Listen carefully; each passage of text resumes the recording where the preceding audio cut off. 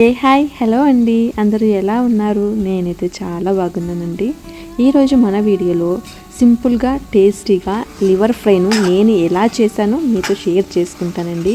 నా వీడియో నచ్చినట్లయితే లైక్ చేసి సబ్స్క్రైబ్ అయితే చేయండి. అలాగే వీడియో ఎలా ఉందో కామెంట్ చేయండి. 3 నుండి 4 స్పూన్ల ఆయిల్, 2 పచ్చిమిర్చి, 2 ఉల్లిపాయలు చిన్నగా కట్ చేసుకున్నవి వేసి ఉల్లిపాయ కొద్దిగా రెడ్ కలర్ వచ్చే వరకు ఉడికించుకోవాలి. 2 టమాటాలు కట్ చేసి పెట్టుకున్నవి వేసి టమాటాని మెత్తగా ఉడికే వరకు వేయించుకోవాలి. 2 స్పూన్ల అల్లం వెల్లుల్లి పేస్ట్ వేసి పచ్చివాసన పోయే వరకు ఉడికించుకోవాలి. 3 సార్లు శుభ్రంగా కడిగి చిన్న ముక్కలుగా కట్ చేసి పెట్టుకున్న లివర్ని అయితే వేసాను. వేసి 15 నిమిషాల పాటు క్యాప్ పెట్టి ఉడికించుకోవాలి. క్యాప్ పెట్టడం వల్ల వచ్చే వాటరే దీనికి సరిపోతుంది. నేనైతే ఎక్స్ట్రా వాటర్ యాడ్ చేయలేదు.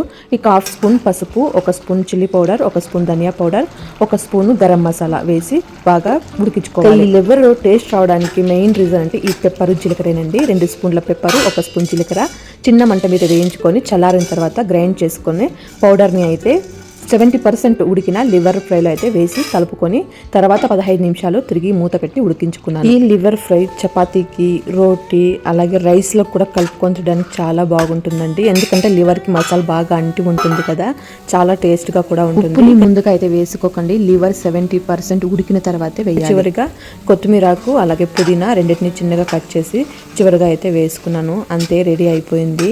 నా వీడియో మీకు నచ్చిందని అనుకుంటున్నాను. నచ్చితే ఒక లైక్ చేయండి. బాయ్.